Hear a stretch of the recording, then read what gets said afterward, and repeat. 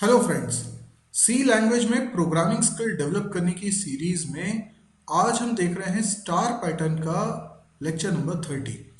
हमने star pattern के इससे पहले 29 पैटर्न्स देख लिए हैं और सभी पैटर्न्स को लगभग एक ही तरीके से सॉल्व करने की हमने अप्रोच भी डेवलप की थी। आई होप आप उसमें कंफर्टेबल होंगे और वो अप्रोच आपने सीख ली होगी। यदि आपने इससे पहले के वीडियोस नहीं देखे हैं तो मैं कहूँगा कम से कम स्टार पैटर्न 1 वाला वीडियो ज़रूर देखें। आज का जो पैटर्न है जैसा कि स्क्रीन पे आपको दिखाई दे रहा है, इस पैटर्न को हमें ड्रॉ करना है। तो सबसे पहले जो कि हमारी टिप्स थी कि हमें कैसे प्रोग्राम बनाना चाहिए, तो 4 स्टेप में हमारा प्रोग्राम बन जाता है। 4 स्टेप हमको करनी होती है। तो पहली स्टेप क्या होती है? पहली स्टेप जो आपको बनाना है उसको आप ड्रॉ कर लीजिए कॉपी पे, और इस तरीके से आप एक टेबुलर फॉर्मेट में या कहें रोज एंड कॉलम्स के फॉर्मेट में इसको ड्रॉ कर लीजिए। यानी जो पैटर्न आपको बनाना है वो रेक्टेंगुलर शेप का बना लीजिए और उसमें तय कर लीजिए कितने रोज हैं और कितने कॉलम्स हैं। जैसे कि इस पर्टिकुलर में 9 रोज और 5 कॉलम्स हैं। मैं आपको एक बात बता देना चाहता हूँ कि यहाँ हमारा मकसद इसको जनरलाइज करना है। यानी अगर यूज़र ने वैल्यू एंटर करी है 3 तो ये शेप प्रिंट होगा। ये जो 3 लाइन्स आपको दिखाई दे रही हैं बीच में, ये 3 लाइन्स नंबर ऑफ कहना चाहिए n की वैल्यू है। तो यूज़र अगर n की वैल्यू 1 एंटर करेगा तो आप समझ सकते हैं कि ये एक ही दिखाई देगी। मैं एक बार आपको बता देता हूँ कि किस तरीके से दिखाई देगी। यदि n की वैल्यू सपोज कर लीजिए 1 है तो ये एक बार रहेगा, इसके ऊपर एक स्टार रहेगा, इसके नीचे एक स्टार रहेगा, दैट्स इट। अगर n की वैल्यू 2 होती है तो फिर ये 2 बार होगा और एक स्टार ऊपर एक स्टार नीचे, और इस स्टार के साइड में एक ट्राइंगल बन रहा होगा, इस साइड भी एक ट्राइंगल बन रहा होगा। ठीक है। और अगर n की वैल्यू 3 होगी तो जैसा कि ये डायग्राम दिख रहा है ये हमको बनाना रहेगा। n की वैल्यू 4 हो सकती है, 5 हो सकती है, तो हमें इसे जनरलाइज करना है। ठीक है, तो आइए स्टार्ट करते हैं इसको। सबसे पहले तो मुझे n की वैल्यू यूज़र से एंटर करानी है, तो मैं प्रोग्राम में उतना बेसिक काम कर लेता हूँ। मैंने मेन फंक्शन बनाया। मेन फंक्शन में सबसे पहले कुछ वेरिएबल्स मुझे चाहिए रहेंगे, जैसे कि मुझे n की वैल्यू चाहिए और भी कुछ वेरिएबल्स। जैसे कि आपने इससे पहले के स्टार पैटर्न्स देखे हैं तो रोज एंड कॉलम्स को कंट्रोल करने के लिए i और j वेरिएबल्स अपन बनाते हैं, तो वो 2 वेरिएबल्स भी मैं यहाँ पर बनाने वाला हूँ। और भी अगर वेरिएबल लगेंगे तो हम आगे इसमें बना लेंगे। फिलहाल यूज़र से एक नंबर एंटर कराने के लिए हमने लिखा एंटर वैल्यू ऑफ n। जो भी वैल्यू यूज़र एंटर करेगा उसे हम n वेरिएबल के अंदर रख लेंगे। फाइन, तो ये हमारे पास एक वैल्यू आ चुकी है n के अंदर। अब हमें, जैसा आपको ध्यान होगा, हमने स्टार पैटर्न के जितने भी प्रोग्राम्स बनाए हैं तो स्टेप नंबर 1 यही है जो हमने ड्रॉ करके रखा हुआ है। और स्टेप नंबर 1 में होता ये है कि हमने एक रेक्टेंगल ड्रॉ कर लिया है और हमें समझ में आ गया है कि जो पैटर्न हम लोग प्रिंट कराने वाले हैं उसमें कितनी रोज हैं, कितने कॉलम हैं। तो यहाँ रो की संख्या है 9 और कॉलम की संख्या है 5। अच्छा, आपको एक चीज़ समझ में आ रही होगी कि अगर n की वैल्यू 1 है तो कितनी रोज हैं? रो की वैल्यू 3 तक जा रही है ना, 3 रोज हैं और कॉलम एक ही है। ठीक है, तो आप जरा इसको कंपेयर कर सकते हैं, रोज और कॉलम, है ना। तो अगर n की वैल्यू 1 है तो रो है 3, कॉलम है 1। अच्छा, n की वैल्यू अगर 2 है, देखिए यहाँ पे 2 है, तो रो की वैल्यू कितनी है? 1 2 3 4 5 6। ओके, रो की वैल्यू 6 है और कॉलम की वैल्यू कितनी है? 3 कॉलम्स है। इसी तरीके से अगर n की वैल्यू 3 है तो ये मेन डायग्राम आपको दिख रहा है, इसमें रोज कितनी हो गई हैं? 9 और कॉलम्स कितने हो गए हैं? 5। आप देख सकते हैं कॉलम ऑड नंबर्स में आगे बढ़ रहे हैं और रो 3 के मल्टीपल्स में बढ़ रहा है। तो n की वैल्यू अगर 3 है तो 9 आ रहा है, n की वैल्यू 4 होगी तो 12 आ जाएगा, n की वैल्यू 5, यानी 3 का टेबल है, 3 के मल्टीप्लिकेशन में ही चल रहा है। तो 3 इंटू n, n की वैल्यू जो भी होगी उसके हिसाब से 3 इंटू n रोज होगी और कॉलम कितने होंगे? ऑड नंबर, यानी 2n-1।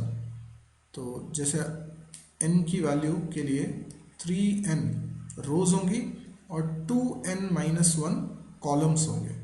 अब जैसे n की वैल्यू 3 रखिए तो 2 इंटू 3 6, 6 माइनस 1 5, है ना। n की वैल्यू 2 रख के देखिए तो 2 इंटू 2 4, 4 माइनस 1 इज 3। तो यहाँ 3 कॉलम्स है। तो आई होप आपको ये समझ में आ गया होगा कि हमारा को कितनी बार लूप चलाना है। तो अगर आपने इसके पहले के प्रोग्राम्स देखे हुए हैं स्टार पैटर्न के, तो आपको आई और जे वाले दो लूप के बारे में जानकारी होगी। हम हमेशा दो ही लूप से प्रोग्राम बना लेते हैं। तो हमें पहला वाला लूप लगाना होता है कितनी रोज हैं हमारे पैटर्न में।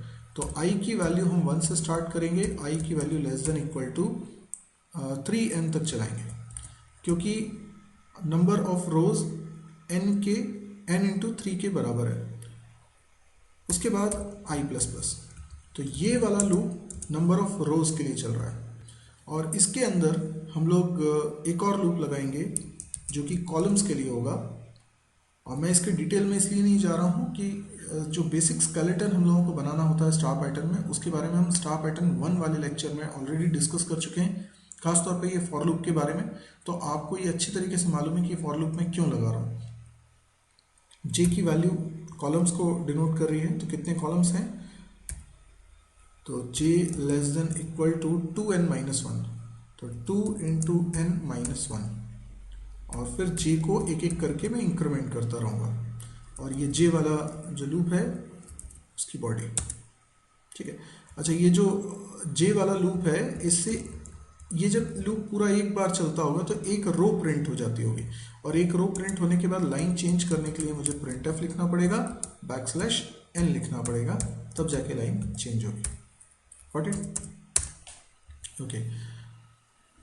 अब क्या, अब हमें सबसे मेन चीज़ इस शेप के बारे में कि इसको कैसे हम डिज़ाइन करें।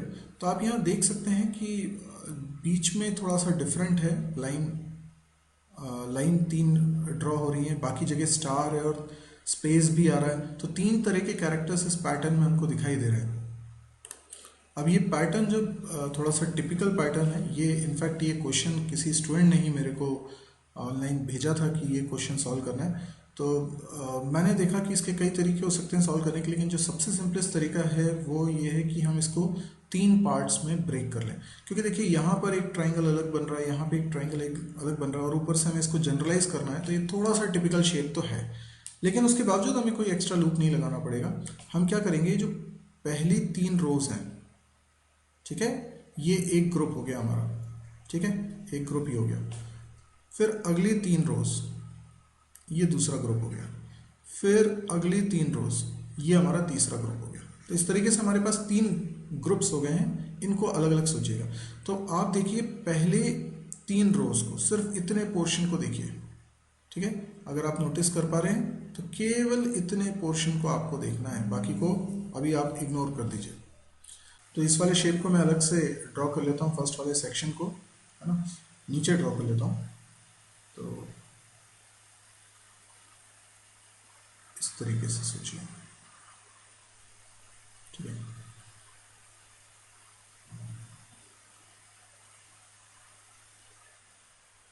ठीक है, और 3 रोज,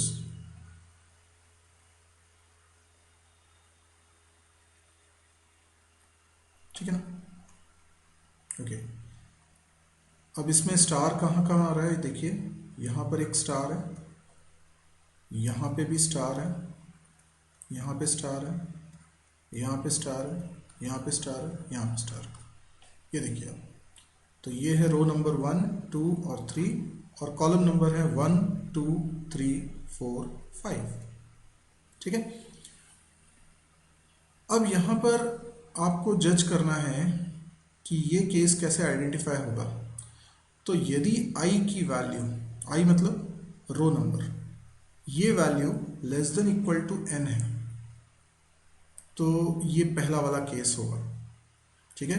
कैसे, आप देखिए, अगर n की वैल्यू यूजर ने 3 एंटर करी है तो ये शेप है ना, तो n की वैल्यू 3 है, तो i की वैल्यू 1, 2 और 3 के लिए ट्रू रहने वाला है, ठीक है ना। तो i less than equal to n कब रहेगा, जब ये पहला वाला पोर्शन हमें प्रिंट कराना है, यानी हम इस पूरे शेप को 3 बार में प्रिंट कराएंगे। पहला पोर्शन जो कि मैंने नीचे भी ड्रॉ करके रखा हुआ है, फिर दूसरा पोर्शन, फिर तीसरा पोर्शन, ठीक है। तो पहले वाले पोर्शन की ये कंडीशन हो गई, कि पहला वाला पोर्शन कब है, जब आई की वैल्यू 1 2 3 है, दूसरा वाला पोर्शन कब है, जब आई की वैल्यू 4 5 6 है, और तीसरा वाला पोर्शन कब है, जब आई की वैल्यू 7 8 9 है। तो दूसरे वाले केस के लिए कंडीशन क्या होगी, I less than equal to 2n। अच्छा, less than equal to 2n में तो फिर 1 2 3 भी आ जाएंगे ना। 2n मतलब n की वैल्यू अगर 3 है तो 3 2 6, तो आई की वैल्यू 6 या 6 से छोटी होनी चाहिए, और उसमें तो 1 2 3 भी आ जाएगा। नहीं, मैं क्या करूँगा, एल्स लगा लूँगा। तो यदि ये कंडीशन पहली वाली ट्रू होती है तो पहला वाला केस चलेगा, और ये फॉल्स होती है तभी मैं दूसरे वाले केस में चेकिंग करूँगा। तो ऑब्वियस सी बात है कि आई की वैल्यू 3 से बड़ी है, तभी मैं दूसरे केस में गया हूँ। दूसरे केस में फिर कंडीशन चेक कर रहा हूँ, I less than equal to 2n, तो इसका मतलब 4 5 6 में से कुछ है, और इसी तरीके से I less than equal to 3n करूँगा तो ये तीसरा वाला केस हो जाएगा। तो इस तरीके से हमारे पास टोटल 3 केसेस हैं, और तीनों केसेस को अलग अलग हैंडल करना है। तो मैं क्या करने वाला हूँ, इस फॉर लूप की अंदर वाले फॉर लूप के अंदर मुझे सभी रोज के लिए डिसाइड करना है। तो पहले if I less than equal to n, ये एक केस हो जाएगा, इसके लिए मुझे कोडिंग करनी है। इसके बाद मैं लिखता हूँ एल्स, लिखना है मुझे, इसको थोड़ा सा अलाइनमेंट, ओके, यहाँ पे लिखता हूँ एल्स इफ, और इधर कंडीशन लगाता हूँ I less than equal to 2 × n, ठीक है, और ये इसकी बॉडी। इसके बाद मैं लिखता हूँ एक और एल्स। वैसे तो अब आखिरी केस ही बच रहा है, कंडीशन लगाने की ज़रूरत नहीं है, लेकिन इससे ज़्यादा क्लियरिटी आती है, इसलिए मैं लिख रहा हूँ I less than equal to 3 × n। तो आप समझ रहे हैं कि आई की वैल्यू अगर 1 2 3 में से कुछ होगी तो ये कंडीशन ट्रू हो जाएगी, और ट्रू हो जाएगी तो फिर बाकी के तो चलने नहीं है, क्योंकि एल्स इफ में क्या होता है कि या तो ये वाला ब्लॉक चलेगा, या ये ब्लॉक चलेगा, या ये ब्लॉक चलेगा, तीनों नहीं चल सकते। तो आई की वैल्यू जैसे ही 4 हो जाएगी तो ये कंडीशन फॉल्स हो जाएगी, तब आप इसमें आएंगे और तब ये कंडीशन ट्रू हो जाएगी, तो फिर यही वाला ब्लॉक चलेगा, अगला चलेगा ही नहीं। तो इस तरीके से 3 सेक्शंस हमने बना लिए। अब क्या, अब हमें इनकी वैल्यूज़ को प्रिंट कैसे कराना है। तो आप देखिए, जो पहला वाला सेक्शन है उसके लिए अपन लॉजिक बनाते हैं। नीचे मैंने डायग्राम बना दिया है। इस डायग्राम में हमें क्या प्रिंटिंग करवानी है, या तो स्टार प्रिंट करवाना है या स्पेस प्रिंट करवाना है। यानी एक बात तो साफ है कि इसके अंदर मुझे लिखना है एक और इफ़, कुछ कंडीशन लिखनी है। अगर कंडीशन ट्रू होती है तो मुझे प्रिंट करवाना है स्टार, ठीक है, और नहीं तो मुझे प्रिंट करवाना है स्पेस। दैट्स इट, इतना ही सिंपल है। ओके, अब हमें ये सोचना है कि यहां पर ऐसी क्या कंडीशन लिखें जिससे कि ये ट्रू हो जाए। तो स्टार कब कब प्रिंट कराना है, जरा उसको देख लीजिए। स्टार मुझे कब कब प्रिंट कराना है, आई की वैल्यू और जे की वैल्यूज को जरा ऑब्जर्व करिए। आई की वैल्यू जब 1 है तो जे की वैल्यू 5 होनी चाहिए। आई की वैल्यू जब 2 है तो जे की वैल्यू 4 या 5 होनी चाहिए। आई की वैल्यू 3 है तो जे की वैल्यू 3 4 और 5 हो सकती है। अब इसको आप कैसे लॉजिक बनाएंगे, तो इसको अगर मैं जनरलाइज करूं तो क्या मैं इसको ऐसे लिख सकता हूं, जे की वैल्यू 5 या 5 से बड़ी होनी चाहिए। ऑब्वियसली जे की वैल्यू 5 के आगे तो जाएगी ही नहीं ना, वो लूप ही एंड हो जाएगा। अच्छा, और यहाँ पर जे की वैल्यू कैसी होनी चाहिए, 4 या 4 से बड़ी। यहाँ पे क्या होनी चाहिए, जे की वैल्यू 3 या 3 से बड़ी। मतलब आई की वैल्यू जब 3 है तो जे की वैल्यूज क्या होंगी, 3 4 5, तो जे की वैल्यू 3 या 3 से बड़ी होगी। अब इसी चीज़ को मैं जनरलाइज करके लिखना चाहता हूँ। तो ये नंबर क्या है, ये ऑड नंबर्स चल रहे हैं। अब इनकी वैल्यू क्या थी, 3, तो इनकी वैल्यू के हिसाब से हम सोच सकते हैं, अगर n की वैल्यू 3 थी तो 2 × n करेंगे तो कितना आ जाएगा, 6, और उसमें से मैं i सब्ट्रैक्ट करता जाऊँ। i मतलब रो नंबर। तो अगर i की वैल्यू 1 है तो ये कितना हो जाएगा, 6 - 1 5। यस, तो मैं क्यों ना ऐसा लिखूँ, j greater than equal to 2n - i। i की वैल्यू 2 रख के देखिए n तो 3 है, 3 2 6, 6 माइनस i की वैल्यू 2 रखिए, 6 - 2 4, देखिए 4 आ गया। तो जो रो नंबर है वो सब्ट्रैक्ट कर देता हूँ मैं 2n में से। तो मैं बेसिकली 6 में से सब्ट्रैक्ट कर रहा हूँ, पहले 1 फिर 2 फिर 3। तो ये लॉजिक बिल्कुल सही है और इससे ये स्टार पैटर्न हमारा प्रिंट हो जाएगा। तो मैं यहाँ पर एक कंडीशन लगा देता हूँ, if j greater than equal to 2 × n - i। Got it. अभी अगर मैं इस प्रोग्राम को इसी स्टेज पे प्रिंट करा के देखूँ, देखिए नीचे के ये तो कुछ प्रिंट करने वाले नहीं है, सिर्फ इतना ही पोर्शन है जो कि प्रिंट हो पाएगा। तो एक बार मैं चला के देख लेता हूँ कि कैसा आउटपुट इसका आ रहा है, अगर कोई एरर नहीं है तो। ओके, यहाँ पे बोला जा रहा है कि n की वैल्यू एंटर करो, मैंने n की वैल्यू 3 एंटर करी है। तो देखिए पहली 3 रोज यहाँ पर बहुत अच्छे से डिज़ाइन हो गई हैं और यही हम चाहते थे। ठीक है, बाकी जगह तो अभी कुछ भी प्रिंट नहीं हुआ है। Okay, what next. अब मुझे दूसरे वाले सेक्शन के बारे में सोचना है, उसके बाद मुझे तीसरे वाले सेक्शन के बारे में सोचना है। तो क्या ज़्यादा ईजी अपन दूसरे वाले सेक्शन, चलो पहले देख लेते हैं दूसरे वाले सेक्शन में क्या करना है। दूसरे वाले सेक्शन के लिए जो हम कर रहे हैं ये सबसे टिपिकल पोर्शन है। ये रो नंबर 4 है, ये रो नंबर 5 है, ये रो नंबर 6 है।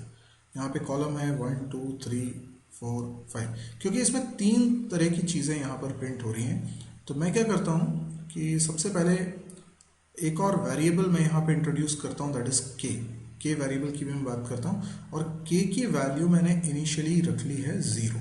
ठीक है, अच्छा अभी क्यों बनाया मैंने के, इसके बारे में मैं बताऊंगा। पहले अभी आप इसको भूल जाइए कि इक्वल टू 0। अभी इस बात को समझिए कि मुझे इसमें 3 चीज़ें प्रिंट करानी है। मुझे स्पेस प्रिंट कराना है, मुझे स्टार प्रिंट कराना है, और ये लाइन भी प्रिंट करवानी है ना। इसको पाइप सिंबल बोलते हैं। तो पाइप सिंबल भी प्रिंट करवाना है। तो पाइप सिंबल कैसे प्रिंट होगा, कब प्रिंट होना चाहिए? देखिए पाइप सिंबल केवल कॉलम नंबर 3 के लिए ही प्रिंट होगा। अच्छा आप देखते हैं एन की वैल्यू कितनी है, एन की वैल्यू भी 3 है ना।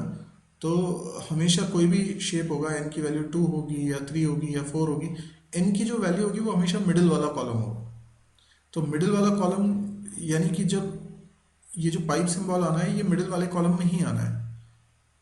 तो हम क्या करेंगे, चेक कर लेंगे यदि जे की वैल्यू, जे मतलब कॉलम नंबर को डिनोट कर रहा है, अगर वो एन के बराबर है तो प्रिंट कर दो पाइप सिंबल। That's it. कितना सिंपल हो गया, बात समझ आ रही है? ये तो बहुत ही सिंपल है। तो इसके अंदर इस वाले केस में मैं आता हूँ और इसमें मैं लिखता हूँ यदि जे की वैल्यू एन के बराबर है तो प्रिंट कर दीजिए पाइप सिंबल। ठीक, ओके। अब हमें किसके बारे में सोचना है, स्टार के बारे में सोचना है। लेकिन ये जो स्टार प्रिंट हो रहा है ना, ये 2 जगह प्रिंट हो रहा है। ये लेफ्ट साइड में भी दिख रहा है और राइट साइड में भी दिख रहा है। दोनों के बारे में थोड़ा अलग अलग सोचिए आप। आई की क्या वैल्यूज होंगी जब स्टार प्रिंट होना है और जे की क्या वैल्यूज होंगी। ठीक है, तो ज़रा यहाँ पर मैं नीचे बना लेता हूँ। ठीक है, आई की वैल्यू जब 4 है तब तो कोई स्टार इधर लेफ्ट साइड पे नहीं आना है ना। ओके, जैसे मैं इन 3 स्टार की बात करता हूँ तो आई की वैल्यू जब 5 है तो जे की वैल्यू 1 होनी चाहिए, तब स्टार प्रिंट होगा। आई की वैल्यू जब 6 है तो जे की वैल्यू 1 और 2 होगी तो स्टार प्रिंट होना चाहिए। ऐसे ही है ना। तो ये पोर्शन कैसा है, जे की value less than equal to 1 होनी चाहिए। इसको मैं क्या लिख सकता हूँ, J less than equal to 2 होना चाहिए। ओके, और 4 के लिए तो J less than equal to 0 हो, इस तरह से हो। तो क्या मैं इसको ऐसे लिख सकता हूँ, J less than equal to आई की जो भी वैल्यू है, आई की वैल्यू कितनी है, जैसे 6 है तो यहाँ 2 आना चाहिए। तो आई की वैल्यू जो भी है, ठीक है, उसमें अगर मैं सब्ट्रैक्ट कर दूँ कितना, n+1। What is n+1? n कितना है, 3 है। ठीक है, तो मैंने 3 सब्ट्रैक्ट किया पहले, तो मतलब n सब्ट्रैक्ट किया। आप उसको n ले लीजिए, n सब्ट्रैक्ट किया तो 6 में से 3 सब्ट्रैक्ट किया तो कितना बचा, 3, और 1 और सब्ट्रैक्ट कर दीजिए तो कितना हो गया, 2। यस, देखिए अब i की वैल्यू अगर 5 होती तो 5 में से मैं क्या सब्ट्रैक्ट करता, n+1। देखिए ये चीज़ n+1 है, अगर मैं इस पर ब्रैकेट लगा दूँ तो ये n+1 लिखा हुआ है। ठीक है ना। तो i में से क्या सब्ट्रैक्ट कर रहा हूँ, n+1। अब जैसे i की वैल्यू 5 है तो मैं इसमें से कितना सब्ट्रैक्ट कर रहा हूँ, 4। यानी ये 1 जो लिखा हुआ है ना, इसको आप क्या लिख सकते हो, 5 - 4। ये जो 2 लिखा हुआ है इसको क्या लिख सकते हो, 6 - 4। इसका मतलब ये हुआ ये तो i है, ठीक है, और ये n+1 है, क्योंकि n की वैल्यू 3 है ना, तो इसलिए मैं यहाँ क्या लिख सकता हूँ, j less than equal to i minus n+1। अब ये ब्रैकेट अगर मैं ओपन करूँगा तो ये माइनस प्लस माइनस हो जाएगा, तो i माइनस n-1, ठीक है। तो देखिए मैं यहाँ पर एक और इफ कंडीशन लगा रहा हूँ, यदि j की value less than equal to कितनी हो जाए, i माइनस n-1, ठीक है।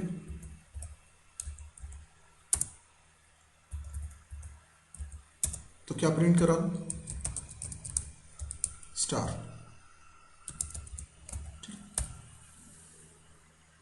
इसी तरह से अब हम राइट वालों के बारे में भी सोचें। राइट में जो स्टार दिख रहे हैं, यानी जब रो नंबर 4 है, 5 है, आप देख सकते हैं कि यहाँ पर 2 स्टार प्रिंट हो रहे हैं, मतलब j की वैल्यू 4 और 5 के लिए प्रिंट हो रहे हैं। तो मैं लिख सकता हूँ j की value greater than equal to 4 के लिए प्रिंट हो रहा है, और जब i की वैल्यू 5 है तो j की value greater than equal to 5 के लिए प्रिंट हो रहा है। ओके, ये तो बड़ा सिंपल हो गया, मतलब j की वैल्यू ग्रेटर देन i के लिए प्रिंट हो, इसको तो ऐसा लिख सकते हैं जनरलाइज करके, j greater than equal to i। Yes, बहुत ही सिंपल हो गया ये तो यहाँ पर मैं एक और इफ कंडीशन लगा देता हूँ, if j is greater than equal to i। अब j greater than equal to i है तो भी मैं प्रिंट करवाता हूँ स्टार। अच्छा, इनके अलावा जितने भी केसेस बचेंगे उसमें सब जगह मुझे क्या प्रिंट करवाना है, स्पेस। लेकिन एक सेकेंड, ये जो इफ है ना, ये कंडीशन ट्रू हो जाती है या फॉल्स हो जाती है, कुछ भी होती है, ये अलग इफ है, ये फिर से चेक होगा, ये भी चेक होगा, मतलब ये तीनों इंडिपेंडेंट इफ है। अब मैं अगर यहाँ पे नीचे एल्स लगाऊँ ना, नीचे अगर इस इफ के बाद यहाँ एल्स लगा दूँ तो ये गलत हो जाएगा। क्यों? क्योंकि वो सिर्फ इस वाले इफ का एल्स होगा, मतलब ये कंडीशन फॉल्स होगी तो ये एल्स चलेगा। तो अब ऐसा नहीं चाहते, मैं ये चाहता हूँ कि ये तीनों फेल हो गए ना तो ही आखिरी वाला केस चले। बस अब ये तीनों फेल हो जाए, मतलब ये कंडीशन भी फॉल्स है, ये कंडीशन भी फॉल्स है, ये कंडीशन भी फॉल्स है, तो ना तो पाइप सिंबल प्रिंट हो रहा है ना स्टार सिंबल प्रिंट हो रहा है, तो फिर प्रिंट हो रहा है स्पेस। इसीलिए मैं एक तीसरा वेरिएबल लेने की बात कर रहा था, दैट इज के। के की वैल्यू मैं क्या करता हूँ, शुरुआत में 0 रख लेता हूँ। अब ऊपर मुझे के को डिक्लेयर करना पड़ेगा, के की वैल्यू शुरुआत में मैंने 0 रख ली। अब मैं क्या बोलता हूँ कि अगर इनमें से तीनों में से किसी भी इफ ब्लॉक के अंदर आए हो, मतलब किसी भी इफ कंडीशन को देखें ट्रू होती है, तो आप के की वैल्यू को 1 कर देना। मतलब ये मैंने इफ का ब्लॉक बनाया, ठीक है, प्रिंट एफ को उसके अंदर रख दिया, इसके अंदर साथ में मैंने एक और स्टेप लिख दी, के असाइन 1। अब आप एक चीज़ समझ रहे हैं, अगर ये कंडीशन ट्रू होगी तो ये पाइप सिंबल तो प्रिंट होगा, के 1 हो जाएगा।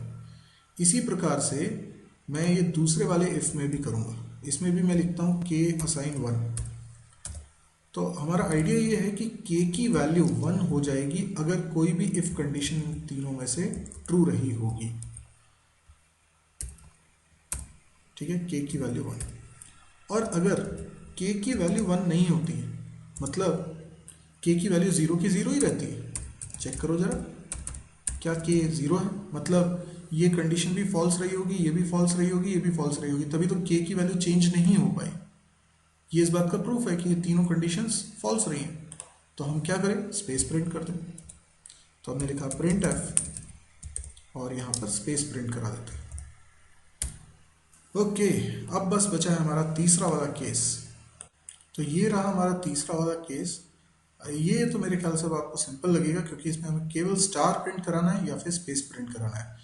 तो आई होप इसको समझना इतना मुश्किल नहीं लगेगा आपको। अगर i की वैल्यूज़, आप i और j की वैल्यूज़ को ज़रा ऑब्जर्व करिए। i की वैल्यू अगर 7 है, 8 है या 9 है, तो j की वैल्यूज़ क्या रहनी चाहिए, तो j की वैल्यू रहनी चाहिए less than equal to 3, j की वैल्यू रहनी चाहिए less than equal to 2, j की वैल्यू रहनी चाहिए लेस देन इक्वल टू 1। तो अब इसको हमें जनरलाइज करना है, तो ये तो बहुत ही सिंपल हो गया। यहाँ पर तो हमें सिंपली क्या करना है, ये जो 3 लिखा हुआ है ना, इसको आप सोचिए 10 माइनस 7 लिखा है, ये लिखा हुआ है 10 माइनस 8, ये लिखा हुआ है 10 माइनस 9। ओके, अब ये जो 10 है ना, ये तो कुछ नहीं 3n+1 है, और ये जो 7, 8, 9 लिखा है ये i लिखा हुआ है, तो क्यों ना हम इसको ऐसे लिखें, j less than equal to 3n plus 1 minus I. That's it, हो गया। तो बस इसको मुझे लिखना भर रह गया है। अब मैं यहाँ पे लिख देता हूँ, if j is less than equal to 3 into n plus 1 minus I. ठीक है, अगर ये कंडीशन ट्रू है तो क्या क्या करना है, प्रिंट करवाना है स्टार, नहीं तो प्रिंट करवाना है स्पेस। ओके, ये हमारा प्रोग्राम बन चुका है। इसको अब मैं रन करके और बता देता हूँ आपको। ये मैंने रन किया, अब मैंने n की वैल्यू दी 3, तो देखिए जो शेप हम चाहते थे वो प्रिंट हो गया। अच्छा, क्या ये n की डिफरेंट वैल्यूज़ पे भी इसी तरीके से सही वर्क करेगा? तो ठीक है, एक बार और रन करके देख लेते हैं। अगर n की वैल्यू में 1 एंटर करूँ तो क्या होगा? देखिए बिल्कुल सही आ रहा है। अच्छा, अगर मैं n की वैल्यू 2 एंटर करूँ तो क्या होगा? ये देखिए दो बार पाइप सिंबल आ रहा है, बिल्कुल सही। अगर मैं n की वैल्यू और बड़ी एंटर करता हूँ, फॉर एग्जांपल 6 एंटर कर देता हूँ, तो बहुत बड़ी वैल्यू होगी, तो 6 टाइम्स स्पेस वो पाइप सिंबल आ जाएगा। और टोटल नंबर ऑफ रोज कितनी हो जाएंगे? 3 इंटू 6 18।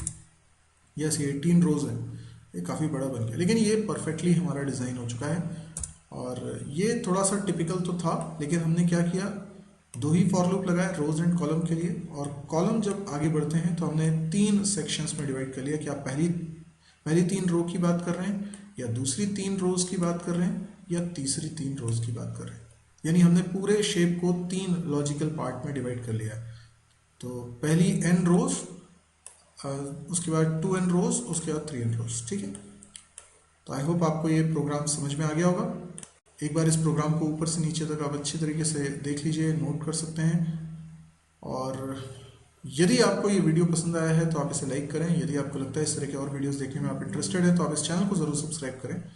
इसके अलावा मेरी एक वेबसाइट है, उसको विजिट करना ना भूलें, www.mysirji.com। हो सकता है आप मेरे एक ही यूट्यूब चैनल को देख रहे हो, जबकि कई सारे यूट्यूब चैनल्स मेरे चल रहे हैं, कई सारे वीडियोस उनमें भी हैं। हो सकता है उन वीडियोस को भी आपने देखा ही ना हो और उनकी आपको ज़रूरत हो, तो एक बार इस साइट को विजिट करें। यहाँ पे आपको मेरे सारे चैनल्स की भी जानकारी मिलती है, और जितने वीडियोस इन यूट्यूब चैनल्स पे रखे हुए हैं उनको बहुत ही प्रॉपरली ऑर्गेनाइज करके साइट पे डिस्प्ले किया हुआ है।